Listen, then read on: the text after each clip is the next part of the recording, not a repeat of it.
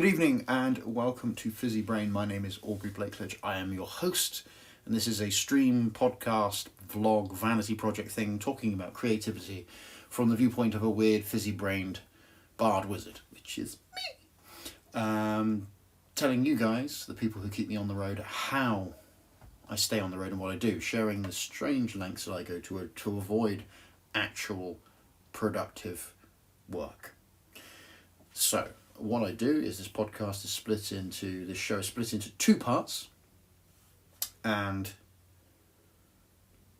the first part is what I'm meant to be working on, the practical day-to-day bits and pieces required for a musician to work and live on the road and play the bits and pieces and how one sorts their gigs, some of the boring stuff, some of the interesting stuff, combination of the two. And then part two is what I've actually been working on. And due to the fact that I have a very fizzy brain, quite often it has nothing to do with what I'm meant to be working on. Unless it's a very strange week and I happen to be more focused, or there's loads of gigs on. Gigs tend to make me do work, so there is that. But, you know, it all ends up being quite good fun stuff and various new materials and strange adventures that I go on, and the wonderful people I get to meet. So, let's get stuck in. So, part one, Sippy. What am I meant to be working on? Well, I'm currently working on my first album, for those of you who are tuned in who are not sure, which is currently under the name Woodland Gothic. The show is Woodland Gothic at the moment, and it's basically a concept of this idea of me, this woodland gothic-y thing. So basically, I realised I like dressing like a new romantic if I discovered brown, or green rather than black. And but as I've been going along, I've been putting, like what we do in the Sweet Chunks band. So my band, the Sweet Chunks band, we have a ever continual list of album names that we just, when we get a name in our heads that we like, we put down on this list. It's on Ash's phone, and I started doing the same thing for my stuff. And I thought I'd share you the small list of stuff that I've got so far, because it's sort of connected with the various bits and pieces I've been working on. So obviously the album itself. So Woodland Gothic is the main one, and I think it's probably going to go out as that, but some of these have been pretty good that I quite like, which is, so one album was I'm So Poor I Can't Afford to Pay Attention, which I quite liked. I did steal that from someone. One was Dendrophile, which is someone that has a sexual attraction to trees. Weird and Mildly Expensive, which I quite liked. The Age of Beige, which ended up being a song, so that's sort of not on the list. The Bunny Lick Cycle, which is basically this thing that keeps on popping up in my social media feeds, and it's several videos where people go, oh look, this bunny and cat are best friends because they clean each other, and it is really nice, but it's not what people seem to think they are, because it's actually a weird game of dominance that both animals are too stupid, not really too stupid, that's disrespecting them, that they don't realise that the other one is actually also enjoying it as much as they are. So they're not upset, they're not angry. It's not one of those weird things like with everyone was throwing cucumbers at cats and scaring the shit out of them, and everyone thought, this is funny. Neither of them are in distress. Both animals are actually quite happy to be licked. And if you don't know what I mean, there are videos of a bunny rabbit just sitting there, pet rabbit sitting down with a cat licking its head from the front. So they're facing each other and it's just licking his head. And there are quite a few times where you see this, and generally people like to get rabbits and a cat that are the same colour. There seems to be a weird like sort of Instagram trend where people match their cats with with their rabbits. And when those sort of animals are okay, because the cat is a coward and knows that the rabbit will beat the shit out of it, it just sort of won't attack it, so they get quite calm and quite happily live together. But this licking thing is one that keeps on coming along. So for those of you who understand animal behaviour, especially cats and rabbits, this is not news to you, but a lot of people I've been, since I found this and share this with people, they find it quite funny that, so what is going on? Well, it's a sign of dominance. Cats, when they want to dominate another animal, they clean them as a sign of patronising sort of power. It's like, you are so shit that I have to clean here. And like your mum sort of going, shh, don't be stupid, just combing your hair kind of thing. Fuck, you are an absolute idiot, give you a clean. And then the rabbits have a different way of dominating, which is, clean me, bitch. That's right, know that I made you do that. So obviously, if a cat starts licking a rabbit, both of them will not want to disengage because they think they're getting the upper hand on the other. So both of them are there going, you fucking pleb, and will not stop unless something breaks them up. They won't want to stop because it's sort of a lovely little cycle. And so this is what the bunny lick cycle was. And I thought that in itself could also be a song, but just the idea of that being an album cover as well, just sort of like one of those Ouroboros logos, but it's a cat licking a rabbit in the face forever. It's like a really weird version of that quote from 1984. If you ever want an image of the future of mankind, imagine a boot stamping on a human face forever. It says, if you ever want to see the future of rabbit and cat kind, imagine a cat licking the face of a rabbit forever. So yes, that. So album name, Bunny Lick Cycle, that's where that came from. And there's one that came up, which was 1,000 Years of January, which I quite like, but it also sounds like a sort of an emo band from the mid noughties,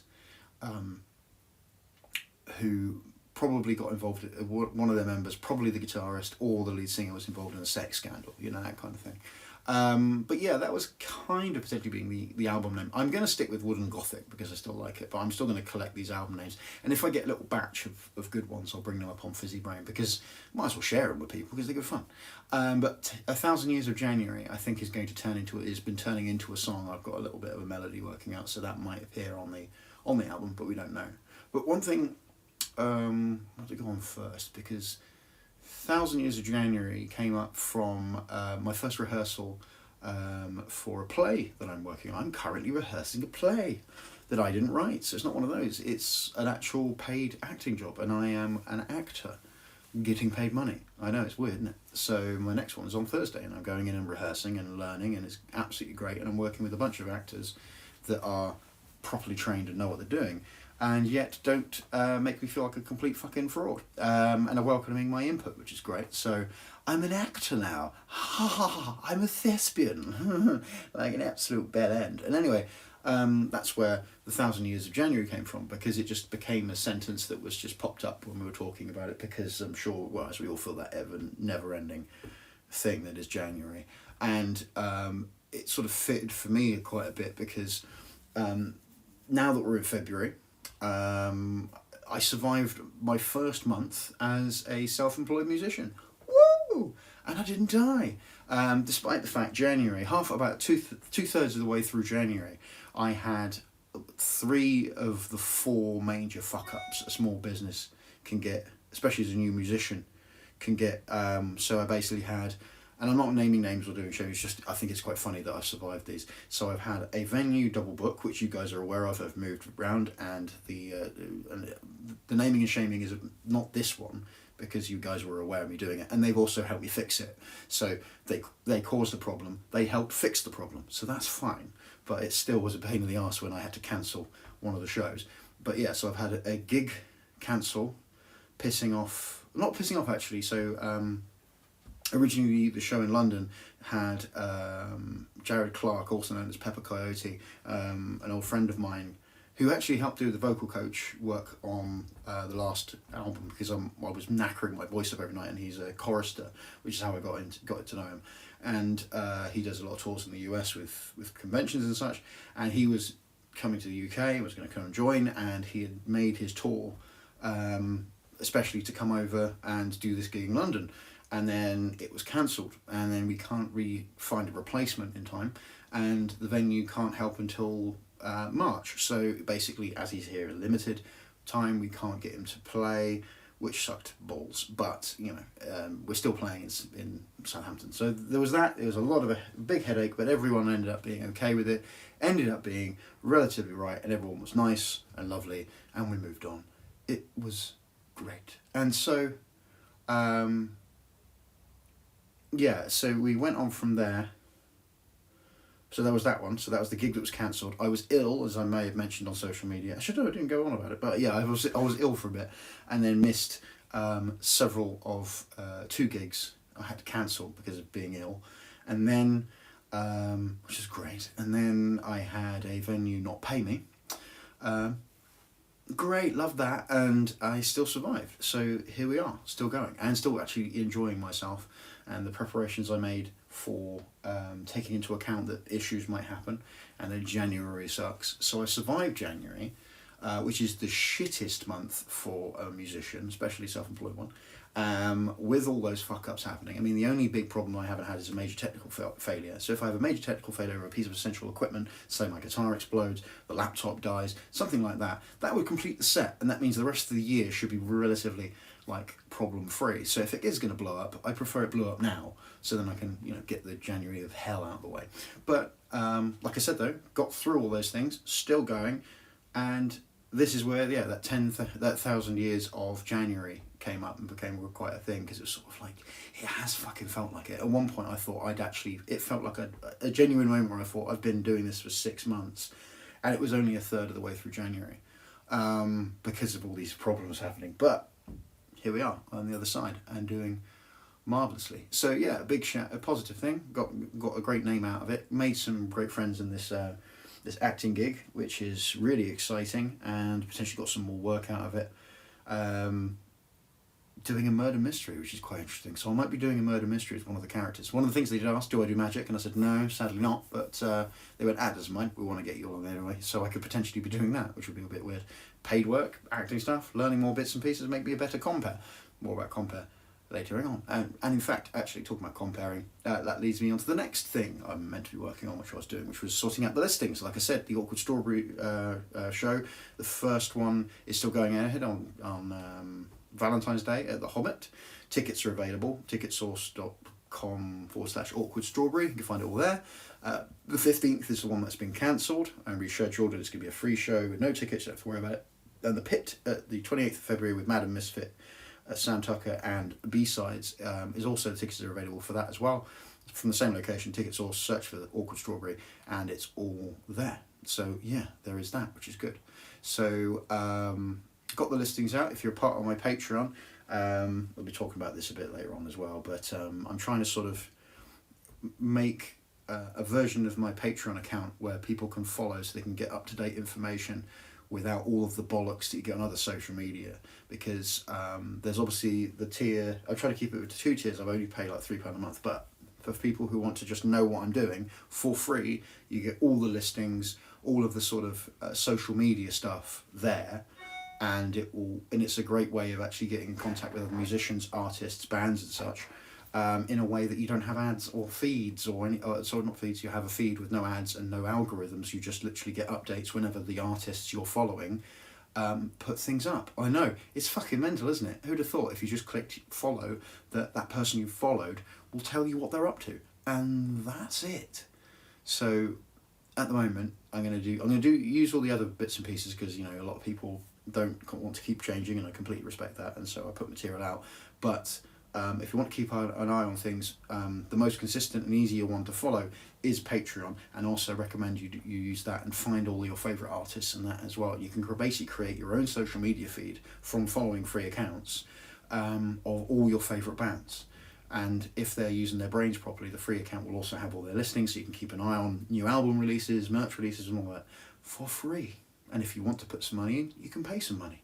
That sort of thing. So it's, strange enough, directly going to the artist. Who'd have thought? Anyway, I'll go on and on about that in the future. But anyway, yes, so the listings are up on Patreon. I'm going to put them up on regular social media very soon.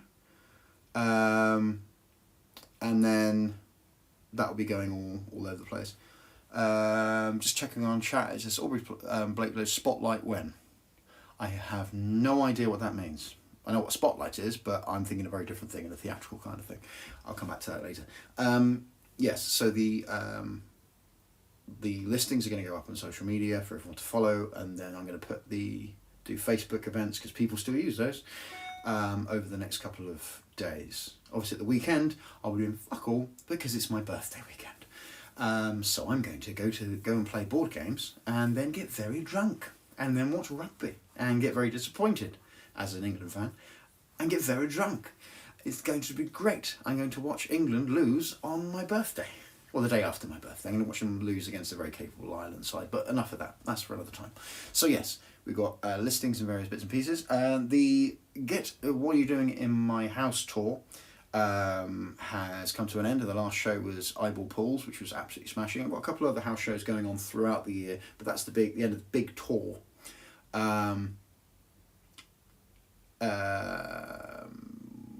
That I've been clumping together. I'm going to do some more of these little mini tours because they've been a lot of fun, and it's a great way of sort of getting out and hanging out with people, and so and actually just sort of cracking on with stuff. So that's good fun. So I'm going to do that again. But this batch of them has sort of come to an end. And a big shout out to Paul and Jodie, dear friends of mine who put on the show Eyeball Pools, and I've got a sock puppet to show you, and in fact I got a sock puppet from the marvellous Icebreaker Festival, which means I need some music because it's time to go to the Dragon Gallery. 2 for this week. 1 relatively normal looking dragon and 1 that's terrifying. So we're going to start off with the first one from Eyeball Pools. This is a dragon with loo roll wings. Wings have become a thing, which I quite like. There's lots of winged dragons, and people are being more experimental, making bows and various other things. So this is Vessel. He is looks more like an attack helicopter, but so it's a helicopter dragon, which I quite like. And then this is the terrifying one. So I'm just going to cover up the front. So they've got some lovely velvety wings, which I like. It's very Smaug, velvety wings. This is from the Icebreaker by a guy called Joe. Some random bits of felt on the back, but the most terrifying thing is that. This is Mog. Mog has a child's face, and they definitely deserved a Blue Aubrey badge for that. And if you would like a Blue Aubrey badge, come to one of my shows and create your very own sock puppet dragon to help tell the story of the Christchurch Dragon. Or of course, if you can't make it to one of my shows, you can always build your own sock puppet dragon at any point.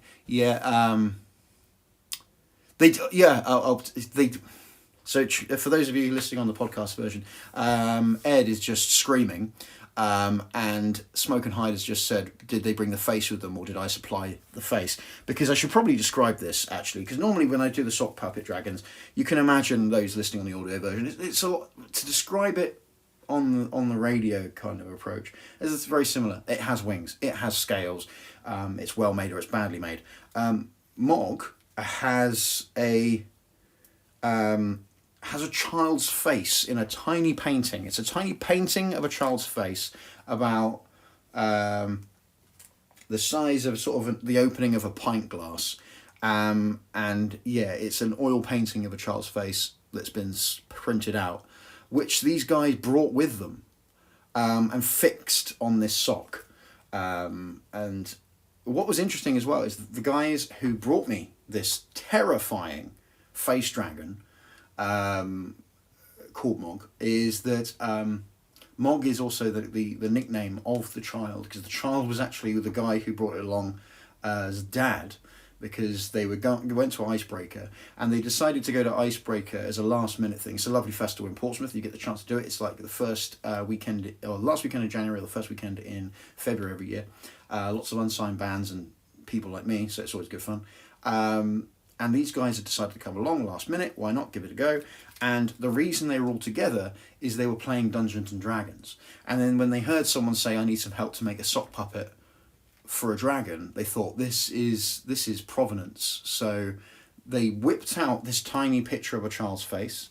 They fixed it to a sock, and then Mog was born. So yeah, it's an experience. I need to put that up on social media. I still haven't worked out what the flying fuck I'm doing with all of these sock puppet dragons. There's a lot of them, but you know, that's one of the upsides of being an artist. You get given the gift of creativity from the general public, and I want to reach out with you guys. So like I said, if you would like to get a Blue Aubrey badge and you haven't got one yet, come along to a show. help me make another sock puppet for my sock puppet army. Or if you can't make it to a show, get a sock, get some googly eyes, go to town on it, and send me a picture via the interwebs. Tag me in it, because I haven't created a hashtag or whatever. And then well, actually, to be frank, even if it's a pile of crap, it'll look amazing, because they're great. I've not had a bad sock puppet. Although, to be fair, just to warn you though, if you are going to make one at home, you're going to need to put some effort in, because all the ones that I've shown before, have been made by pissheads with a very tight time schedule. They made that, the last one, Mog, was made in less than 8 minutes, because I had a very short set. So they did it very well. So if you've got longer time to build your sock puppet, be a bit creative with it. Play around, get some ideas, think about it, and make it mental. That's the most important thing. And if you can make it as hideous or as terrifying as a dragon with a child's face on it, I'd love to see it. And if you do it, send me a message. What I'll do is I'll get your details, and I'll send out the blue Aubrey badge, or the blue Ceta badge, for you to enjoy and show off to all of your friends. The things that happen at my gigs is terrifying. Anyway, so yes, moving on from that. So, Ed's gonna make one. Good. Remember, it's got to be mad. And yeah, I'd love to see what you do, because I know that you do a lot of crafting work. So that should, I expect good things from you. Ed's a very talented cosplayer, so knows how to make some shit, so I expect it to be quite mental. Anyway, yes, so tomorrow, Wednesday, is going to be carrying on with what I'm meant to be working on. Tomorrow is my first night as the quizmaster for Southampton Football Club, which is a weird thing I never thought I'd be saying. So I'm going to be doing that, which is interesting. Due to the fact that there's so much been going on, I'm meant to be working on sorting the podcast thing out, and I'm trying to work out whether I'm just going to put on the stuff that we've done so far, and so there's a big record so people can join in and get all the naffness, and then we can build it up, or my plan is to get some guests on to basically talk about their experiences similar to the way that I do, which is, what are you meant to be working on, what have you been doing instead, as a sort of little thing. Occasionally have guests, and basically once I get guests booked in, then I start putting on as a podcast. So I need to have a think about that. I also get to get the time to get it all set up, and then it can be on Spotify and all that other rubbish. And then there's that. So at the moment, because of other things and sorting out the album, the podcast is sort of taking a bit of a back seat at the moment, because I've got plenty of stuff to work on. So yeah, there is a point where I don't want to burn out, because I've got too much shit riding on this, so I need to take things steady and do things properly. So yeah, in summary then, what am I currently working on? Still need to tighten up the demos. I've got a decent amount of demos to put together for the new album.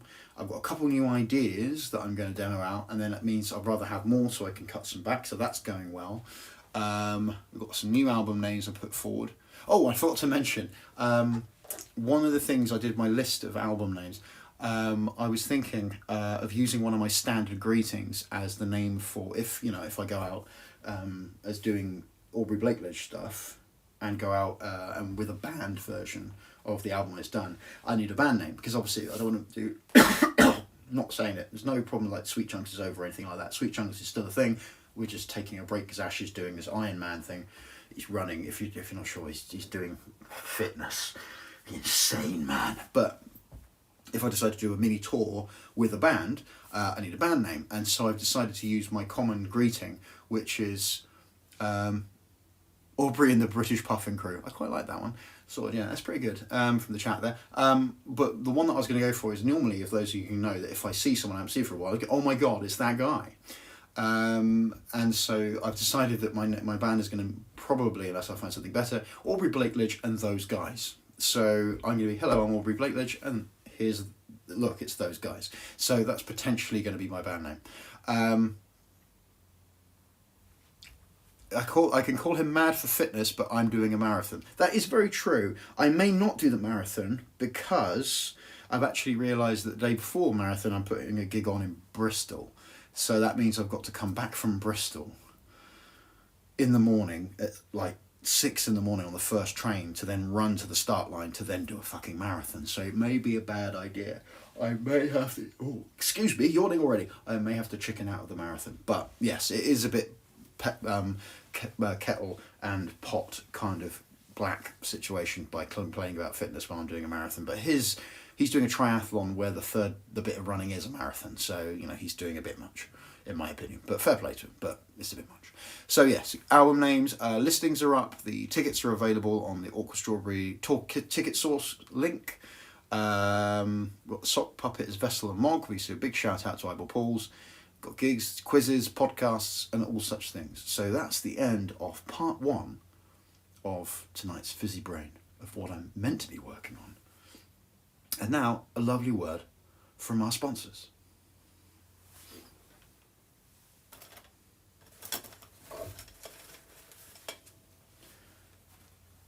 Do you like flags? Do you like having sex with flags? Then you should come to our Flagorama, our flag festival, our flag fucking festival, because there's nothing we like more than fucking flags. And fucking flags is fucking great. So if you fucking love fucking flags, you should come to the fucking flag festival, where all kinds of fucking flags, including fucking fag flags, will be coming and enjoying yourself by getting your balls and putting them deep in a flag. Flags, they're fucking great. If you have a drink in your hand, raise it up and put it in your face. Right. Okay, so we've had part 1, which is what was I meant to be doing, and now let's talk about what I have actually been doing. And as always, let us start with the British Rail Book Club. Into flagellation. Oh, that's terrible. Well, terribly great. It's a good pun. So, what we... Yeah, vexillophilia is a regular part of the show now. It is. Also, can someone please put either in the chat for me to take down later, or email me the vexophilia flag that they found, the pride flag for vexophilia, because I've been trying to find it, I couldn't find it, and I really want a copy of it because I think it's really funny that the flag fucking pride flag is so bad as a flag. So yeah, if you could send me that, that'd be great. So, okay, right. British Rail Book Club. The regular book club that I have for whenever I'm on the train or on the bus or in the car, obviously not when driving, because that's very dangerous. Don't read and drive, unless of course you're reading road signs. But that's kind of part of the experience of driving, isn't it? So it is under the hashtag British Rail Book Club. If you're ever on social media and you want to tell us what you're looking at, I'd love to hear what books you're reading, especially on the train. I also like hearing what books you're reading anyway, because books are great. We should read them more often. Human Ewok mentioned on our Instagram that they were reading Lords and Ladies, which was smashing, and it's one of the few Discworld novels I haven't got around to reading. I'm planning to read that one because I just don't know how I haven't got around to it. I think because it's got more of the Watch on it. The Watch are my favourite part of Discworld. It's obviously based on the Witches more than anything else, but the Watch is in it as well, and I kind of don't want to read all of the Watch stuff because then I know there's no more of it, which is what the good lady riding instructor, her indoors, has been doing with the last Pratchett novel, because if it's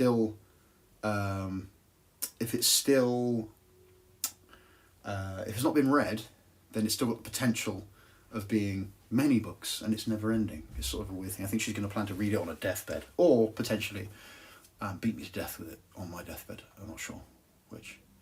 But anyway, so Human Ewok is reading Lords and Ladies, and a very nice version actually. If you spot it on Instagram, it's like a pale cream, not pale white, because pale white doesn't make sense. That's just white or whiter. None more white. And it's got a sort of like a very, not quite wood pressing. It's more like a sort of a little like fountain pen kind of thing. It's really beautiful design. But yes, so it's doing that. If you want to let us know what you're reading, put it in the chat. We'll talk about it after the show, for those of you on the Twitch stream. Or, like I said, hashtag British Rail Book Club. I'll chuck it down and then put my 5 penneth in, like I know fuck all about books. So what have I been reading? Well, I'm still reading Odd Thomas, which is a book that I'm really enjoying, but I got given I get 2 books. So one, my very good friend Dave Prime, for those of you who are from the parish of the Asylum radio show will know that my co-host Dave, who actually helped me create this idea, the 2 of us basically sit in a room and talk at each other and tell each other stories. And he lent me this marvellous book, which is Folklore, Myths and Legends of Britain. And it is it's got books of, it's got stories of all kinds of legends and various things, different parts of the country. And it's split into types, but also locations and areas, sort of things. But what I really like about it is this book is, I think it's from the mid-70s. Something like that. I can't get the date up here. Oh, here we are. 73. And it's that kind of thing where you get loads of information crammed in it. Compared with modern books. Modern books, they seem to think the readers are thick. Which, funny enough, ties in with the second book. I'll read that in a second. But these older books, they try to cram in as much information as possible. But even though this is the 70s, they do have these wonderful colour plates in, and lovely old drawings and pictures and such from the time periods. So it's a really lovely sort of like mix of black and white photography, huge amounts of information, and wonderful levels of bollocks. That is great, and it's a smashing little book, and I'm going to be flicking through that. It's going to be a very sad day when I give this back. It's apparently worth quite a bit of money as well, because it turns out it's a thing that's been handed for his family for quite some time, and it turns out that that it's very, very rare. So I am very, very glad that he's given it to me, and I must look after it. The second book is this little wonder that I found whilst on stage at Icebreaker. It's one of those venues, played the Vaults, lovely little venue, and the crew there were really nice. Shout out to Amy, who was on the sound. They have, you know those pubs where they have loads of old, lovely looking books that no one recognises on the back shelves at the back that they expect no one to read. I saw the title of this one, which is Books and Things by G.S. Street. Which is here. I just saw this and I thought, I'm going to give it a go and give it a read.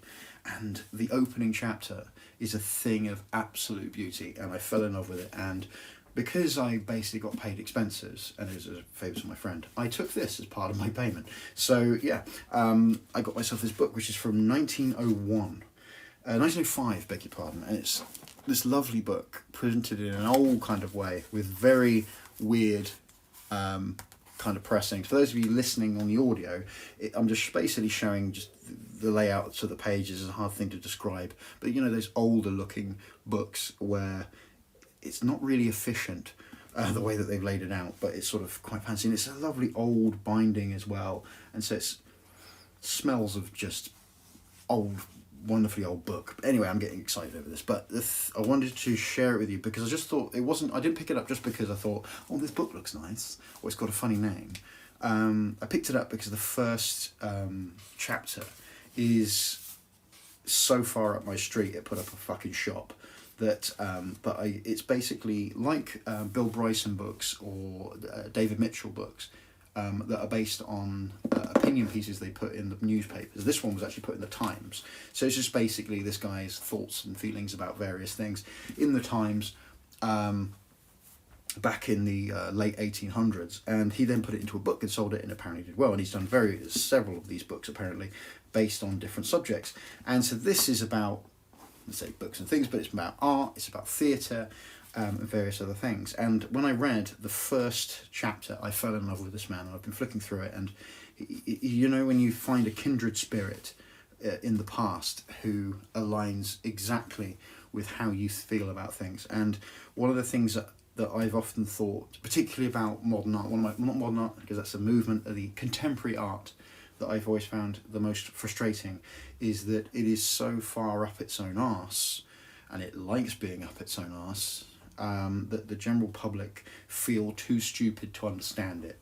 And the idea that because you don't get it, it's because you're thick, rather than what it actually is, which is it is an art student with no actual technical ability getting a group of interns to make a piece of shit that gets put into a gallery that rips off a millionaire. Now, them ripping off the millionaire, I'm all for, but when artists' work is so mundane that it can be that the subject they're talking about, the actual art, can be replaced by literally anything, and it's actually the description of the intention of the idea that is the artwork, and then it makes the general public think they're too thick to enjoy it, then it's not just bad art, it's a piece of shit made by a pretentious cunt. And that's just my slight thoughts on it. And so art is meant to connect to everyone and be allowed to connect in any different way. Whether that person thinks it's shit or good or bad or whatever, that's still a connection. But no one's opinion on art. It's like saying it's like slagging someone's tastes in food off. It's like a friend of mine doesn't eat mushrooms. What do I say? Oh, you absolute Philistine, you don't like mushrooms. No, you just don't like mushrooms. I won't cook with mushrooms. Fuck off. And it's just one of those things. Although, like I said, I do approve of the idea of ripping off millionaires by making them think, oh, you want to buy culture? Buy the banana taped to the wall that was sold for £9 million. I'm all for ripping off people and selling people that if you buy it, but I also hate the fact that art is contributing to a huge roadblock between the general public and art. Happens more with art than it doesn't happen with music, because you can listen to anything you like and it's your own mind whether it's crap or good, because no one can stop you listening to it. And food as well. If you can afford it and you can buy it, then people can put it in your face. But art is, even when it's free to enter, even when it's put on the television or anything, you make it feel like a fucking fool, and then people feel that it's too stupid. So that sentiment is put into this first chapter. If you will indulge me, I'm going to read the first chapter, because it is just wonderfully written, but I completely agree with it, and it's got a great sense of humour. Forgive the oldie language, but it does work. It's not ye and thou, but it's definitely quite flowery. It's called From Books and Things by Mr. G.S. Street, and it's called The Poor Public.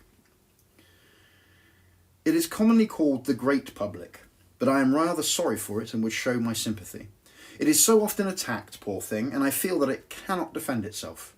I see it in my imagination as a poor, dumb, scolded animal, looking at me, a possible champion, with beautiful, expressive eyes.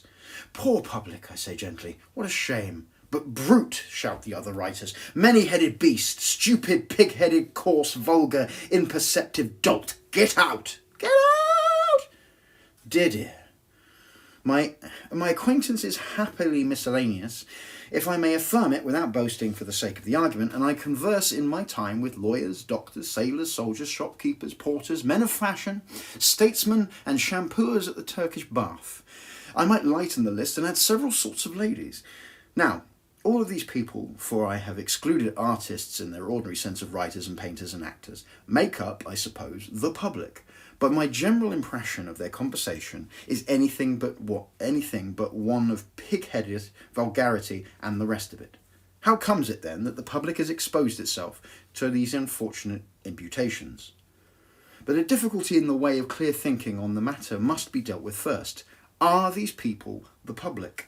Not a single man jack of them regards themselves as belonging to the public. Every one of them, the artist elite we're talking about, of course, directly opposes to himself the public which is outside of his own calling, and in that sense is pretty sure he also to speak to the public with contempt. But beyond that, speak to any of them about the public in connection to a book or play, his withers are unwrung. It never occurs to him that you may have included himself. I remember, contrariwise, hearing a popular actress in some one-act play pronounce a long eulogy of the public, how dear and generous and sympathetic it was. The author, cunning rogue no doubt, had said himself that the poor public was always being attacked, that he, on the other hand, would eulogise it, that it would be touched and charmed, but not a bit of it. The speech fell flat. No one in the theatre thought that he or she was intended or took the least pleasure in hearing the public praised. And if any superior people Let's try that again. If any superior people were there, they, no doubt, were disgusted. And we dislike to think instead that any agreeable, responsive person for whom we talk belongs to this guilty body. Still, there it is. We cannot suppose it to be a subjective hallucination, vanishing wherever we test it in the flesh. There is an amorphous, shifting, changing body, the public, which influences so sadly our books and paintings, our plays and our art. But what does the influence really mean? Given the public, the worst of the accusation, how much does it signify? If a man has it in him to greatly express himself in a book or a picture, it needs a little of a public to get one printed. The other furnished with canvas and paint. If his first aim is fortune, bear with me, I do like reading this, is a fortune, he will turn aside, but he is not your artist. We are reduced to the theatre, about which there has been such a coil of late. I would suggest, so this is me talking, not the author, when referring to the theatre, think of it as talking about movies, because I think, as obviously with the theatre, it makes perfect sense, but actually collecting to films, it also is very, very true at a time before films really took off. Reduced to the sort of theatre about which there has been much coil of late. A play itself cannot be produced without an anticipated public of many thousands. True. I fancy managers are apt to put the public standards on too low a level. Plays with ideas in them have succeeded even in our day, and some of which, merely repeated an empty formula, have failed. I would even say a word for the public which means successes of musical comedies. Same, even back then they were taking the piss out of comedians and musical comedies, in the same way that comedy films are not respected. Parallels. My experience of contemporary examples is not large. I confess that one or two I have seen appeared to fall below any conceivable level of civilised entertainment. But in 3 consecutive years I have been at Brighton, when a company touring the provinces with Gilbert and Sullivan operas had been there. Now, surely no one would dispute that when this English art of the 19th century is in its latter half is soundly estimated, these Gilbert and Sullivan operas will show it very high in its achievements. Past the greatest artists of the period, Tennyson, Meredith, Swinburne, Whistler, and you will not have long roll to read before you come to them. They are almost perfect in their way, and their way is not a common one. The wit, the musical, the verbal, it is a true wit, delightful to the intelligence. For myself, I admit that my interest is sentimental, it is as sentimental as critical. I was brought up listening to Gilbert and Sullivan, as was I. I know them by heart, less so I'm shit with lyrics. They are full of associations for me. Well, they came to Brighton, not an intellectual place, how things have changed, so to speak, with no such centre of culture as you will find in Manchester or Birmingham. They were extremely well done. I must add, in gratitude for players who have learned to sing and relish the jokes. I forgave them 1 or 2 of them, even I with my memories, for not being the actors that I remember growing up. Very well, they came to Brighton. Empty seats? A bored audience? A longing for this or that of contemporary nullity? No. Packed houses, continuous laughter, hushed attention to the songs, vociferous applause, and the last night of the visit was a regular ovation. I maintain that even in the most comical musical pieces, there is a public for better things. But to resume, I'm nearly there by the way, but to resume, I think that managers of theatres rate the public intelligence too low. This is the flowery ending to the corollary of the point that I completely agree with. But I grant that as a whole, the theatre public is not an intelligent or an artistic public. Whatever our race has been or will be, it has little sense of art. I am inclined to think that its sense of beauty is a little keener than it was, but not its intelligence. The idea that a genuine working of thought is not what will attract it in a play. A review published a month's list of imposing signatures of people, eminent solicitors and so on and so forth, who deplored and protested against the state of theatre/films in England or the world, and wanted this and that done to remedy it. I should have thought that they could have afforded a theatre between them, and if they wished for one, if they between them could have afforded their own theatre, if they had wished for one. If I were a millionaire, I should engage my favourite players, regardless of expense, to play me Congreve's comedies or other such classical favourites. The hope of getting anything done in a public way merely to make the theatre more intelligent and thoughtful, I believe to be vain. Intelligence, l'auditeur est anglais, alget, beg your pardon, in England today, basically being pretentious snobs. Then what did I mean by suggesting that even in the playhouse the public might not be such a criminal poor thing as it's accused of being? Why? This. I believe that a great play, and a great play, great in terms of its own art, will find a public here or anywhere. Not merely a clever play, an ideaed play, or a play with beautiful thoughts and moments in it. That may miss its chance, or sometimes lack a chance altogether. But a play which is a great play, with passionate drama and dramatic passion in it, that will not lack a chance. So it appears that this poor public you are reviling does not prevent the greatest art, but merely discourages the second order. Pretentious shit, basically. It is a pity. Because if art does not exist for the public, neither does the public exist for art. There are other virtues than a sense of beauty and joy in intelligence. You have scolded it enough. So here, poor public, here is a biscuit.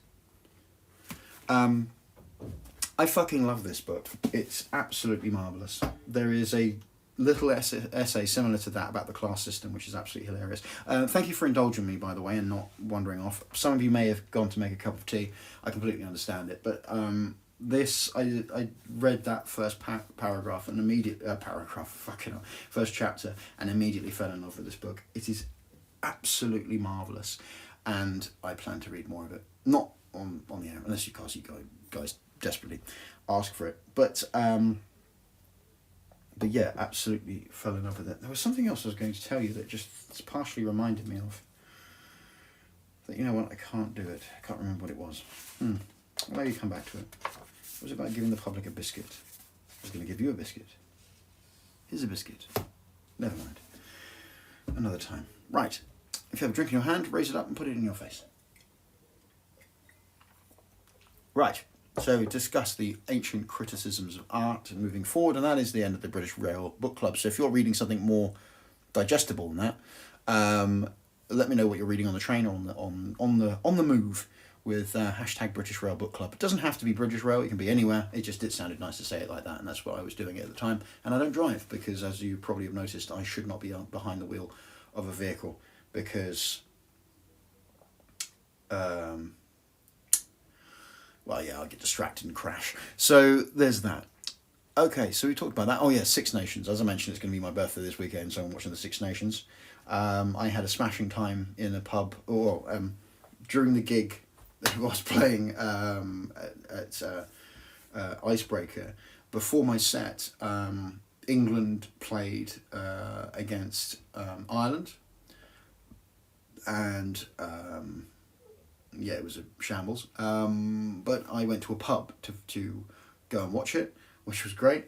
And at the time, I was quite femmed up and went into a tiny pub in Portsmouth to watch the rugby with a load of people that did not know what they were expecting when they saw me turn up in a rugby top and a dress with, I say so myself, fantastic makeup. Ordered a pint and then headed off. So yeah, it was great. I highly recommend doing I've watched rugby many times in dresses by accident. It's not like a thing I go, oh, rugby's on, I'll put a dress on. But I've been to two matches in person in a feminine mood, and I think I might have told you guys on the air this is a lovely little story of a chance encounter in a male toilet. I know that sounds a bit George Michael, but bless him. The real St. George is George Michael. Wham.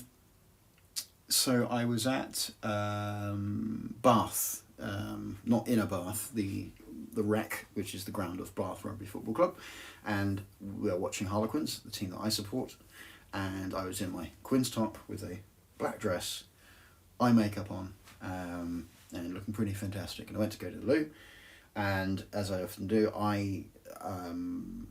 not that it's it's important to the story because it sort of gives it context, but I'm not really going for the sake of going on about it. I use the male toilets, even if I'm dressing and presenting female, because I refuse to be used in a by disingenuous pricks who are trying to sort of put the fear of trans people on women. So I'm refusing to be part of that argument, and if it means some bigoted twats tries to start a fight with me in the toilets, they're going to get the shit kicked out of them by a tranny. And I'm happy to look after myself. I'm not saying that other people should follow my suit, not at all. Whatever you decide to do as a person, in a sincere and progressive way to fight for yourself, you've got I will defend that to the death in the Voltaire kind of approach, which we need more of the return to the Voltaire. But for me, I don't want to be used by turfy wankers. I think the phrase has been upgraded to excluding radical fascists now, which is quite interesting. But yeah, so I go in the men's loos, and I went to the men's loos in the middle of a rugby match while everyone was drunk. And it was a bit nervous. I was a bit nervous at first, but what I normally do is I always go in the cubicle for a bit of privacy. So I will queue to go to the cubicle, and I was queuing to go in the cubicle, dressed fantastically. And as I was there, because I think some guys, no one said anything, no one did anything, but some people were staring whilst they were in the loo. And then this massive fella in a bathtub as well, as credit to those good people, it just literally went, you could see that loads of people were staring at me. It's about, because they were just in the cubicle, and obviously I was not what they expected. And he said, it may have been because I was wearing a Quinn's top, but I don't think it was. And he basically just said, lads, you're staring at someone in the toilets. And everyone went, oh fuck, and just went, oh yeah, shit, sorry. And I heard about 10 people just going mumbling, sorry, oh shit. Not because this guy was threatening, he just pointed out to everyone casually, it's like, you are staring at someone in a toilet, that's weird, stop doing that. And everyone was nice and actually realised that wasn't a problem, didn't have any issues, went into the cubicle, did the thing, fucked off again. But, I'm hoping my experiences remain quite positive. But, yeah, but some pubs I won't go to the toilet at all because it's probably best for my own safety. But anyway, that was a weird tangent. But I just thought it'd be interesting to know because I love going drinking in rugby. I like going drinking in rugby. Well, actually, that makes sense because what's it called? Rugby's an actual place and a state of mind. So yeah, I'll go drinking in rugby some way. I should watch the rugby in the rugby. There you go. Active bystander, yeah, that's the phrase. Okay, so there's Six Nations going on, so I'm just going to get sadder and sadder as England lose more games. But never mind, because there is music coming up. So a quick little brief on the listings. For those of you who aren't sure, I'm just going to do February. I've got 3 shows in February. The 14th of February is the Awkward Strawberry in The Hobbit. Like I said, tickets are available. That's in Southampton. I've got 27th of February. I've got a couple of private events going on. The 22nd of February as a house show. I am still taking house shows if people want me to do a house show where I turn up in your front room and make weird noises and sometimes play songs. Just get in contact and we'll organise something. But actual gigs that people can attend. On the 27th of February, I am off to Swindon at the Tuppenny, also known as the Top, to see with the marvellous B-SYDES, and he is going to be joining me, and we're going to go up to NEWSTEAD near Nottingham for the Pit, where there are tickets on sale for that, because there's me, there's B-SYDES, there's Sam Tucker, and Madam Misfit. It's a nice little sort of mix. It's kind of like what the Awkward Strawberry thing is, but I sort of moved it in different places. And if those are interested, I'll talk about it again. I know it's in March, I just said I'll do to February, but the Call Me Mother play, if you're in Southampton, that is what I'm going to be performing, which is a queer musical comedy with drag in it about environmentalism. So it's possibly the most right-on thing I've ever done in my life, but it's going to be fun. I'm going to be having a go at it. And yeah, so those are the shows. It's looking interesting. I'm looking at the shows this spring. I've got quite a few festivals lined up, including some comparing. I'm going to be at, let you know about those as well. So I've got Teddy Rocks, A Up My Duck, where I'm comparing, and the Dart Music Festival. So it's looking interesting already, and that's just up to May. And all of the shows that I've got coming up. I'm just staring at them going, good God, that's a lot of stuff. I'm going everywhere from Southampton, Salisbury, Bridport, Weymouth, Bristol, Doncaster, Telford, Chester, back to Salisbury, back to Doncaster, back to Southampton. So there's some places I go regularly, but other places all over the place. So do let me know if you're going to join me. I know some of you are thinking of coming to join me in the 11th of April in Doncaster. I think there are still tickets left. So yeah, it's great. There's all kinds of things going on. So I've not been very much distracted this week. So I think with the two things of what I'm meant to be doing and what I've actually been doing have been at least relatively relative. I went to the pub and read a book. I think those are the things that weren't on my list of things to do that I did. So that's pretty good for me, I think. Yes, so